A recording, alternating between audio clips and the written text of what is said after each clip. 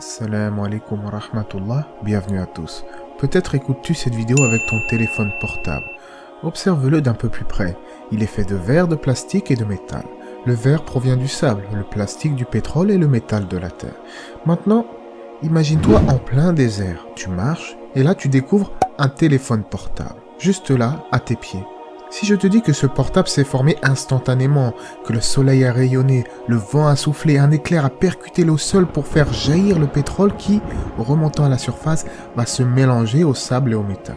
Finalement, ce téléphone que tu vois à tes pieds s'est formé, s'est créé par hasard de manière fortuite, avec toutes ces coïncidences que je viens de citer. Si je te dis cela, tu vas me dire, mais tu es fou, c'est impossible. Il faut forcément un concepteur pour pouvoir allier tous ces éléments nécessaires à la production du téléphone. Il y a une certaine logique derrière cela. C'est impossible que cet élément de technologie se soit formé de par lui-même. Eh bien, c'est la même chose avec cet univers, d'autant plus complexe. Il est impensable que l'ordre remarquable de l'univers n'est pas un organisateur, un concepteur. Il s'agit du créateur. Celui qui pense ou dit que cet ordre remarquable de l'univers est apparu par hasard est semblable à celui qui met des lettres de l'alphabet dans une boîte, puis les secoue en espérant qu'elles vont s'assembler d'elles-mêmes et former un poème d'une grande éloquence ou bien un livre d'une grande complexité. C'est impensable, les lois de l'univers sont si précises, si complexes que c'est impossible que l'univers se soit formé par lui-même. Donc là, on parle à grande échelle, mais on a donné l'exemple à plus petite échelle du téléphone portable. Toujours pas convaincu? On va aller encore plus loin. L'origine de l'univers. Selon la cosmologie moderne, l'univers a connu un début, il y a à peu près 14 milliards d'années. C'est ce qu'on appelle le Big Bang, ce modèle cosmologique qui est connu à notre époque. Cependant, l'origine de l'univers n'est pas le Big Bang en lui-même, car il fallait de l'énergie au préalable pour que l'expansion commence. Alors d'où vient cette énergie? Eh bien cela reste un mystère encore dans la communauté scientifique. Il faut admettre qu'il y a forcément une cause qui a généré l'existence de cette énergie première. Et comme le néant ne crée rien, alors d'où vient cette cause première? Si on y réfléchit bien, cette cause doit être puissante vu qu'elle a créé l'univers dans son entièreté.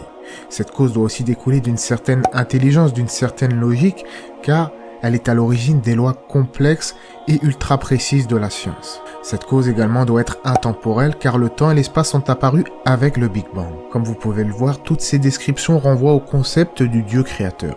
Et ce Dieu, nous disons que c'est Allah, celui qui a créé l'univers à partir du néant avec son immense savoir et sa puissance absolue. On peut également citer la nature humaine. À travers l'histoire de l'humanité, la majorité des peuples ont cru en Dieu. Il semble y avoir quelque chose d'inné dans l'esprit humain qui l'a porté à vouloir croire en quelque chose. À ce sujet, des études étonnantes ont démontré que les enfants ont une croyance innée en Dieu.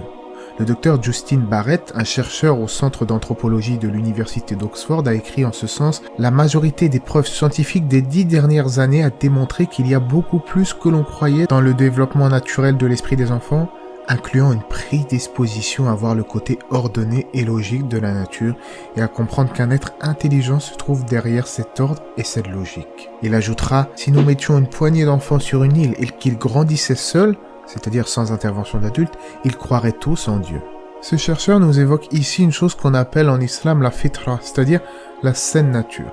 En effet, le prophète Mohammed sallallahu alayhi wa sallam a dit dans le sens du hadith « Il n'y a pas de nouveau-né qui ne soit musulman à sa naissance. » Ensuite, ce sont ses parents qui le changent en juif, en chrétien ou en adorateur du feu jusqu'à la fin de ses propos. Pour faire simple, selon l'environnement dans lequel on grandit, eh bien, nous sommes quelque peu influencés au niveau de notre croyance.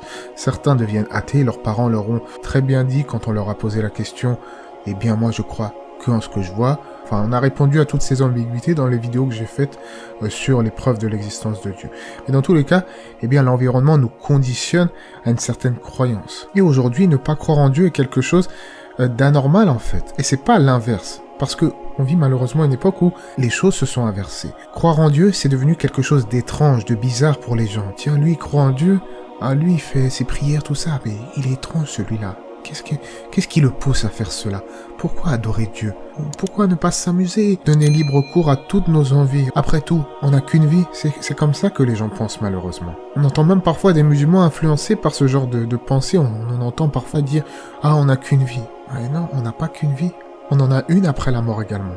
Et celle-là, si on ne s'y est pas bien préparé, le dénouement risque de surprendre. Dans tous les cas, Olivera Petrovich, experte en psychologie des religions, affirme quant à elle que la croyance en Dieu est une chose qui se développe naturellement, tandis que l'athéisme est sans aucun doute une position acquise. Comme nous l'avons vu ici, la croyance en Dieu est une chose innée de base. N'est-ce pas que même ceux qui renient l'existence du Créateur se mettent à invoquer Dieu à certains moments de leur vie, notamment lors des catastrophes? « Oh mon Dieu, Dieu soit loué, oh my God », etc. Car au fond, ils ne l'ont probablement pas totalement oublié.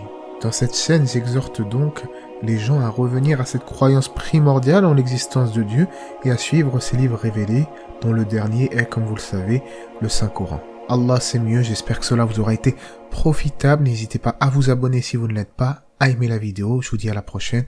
Que la paix et les bénédictions d'Allah soient sur le prophète, sa famille et ses compagnons.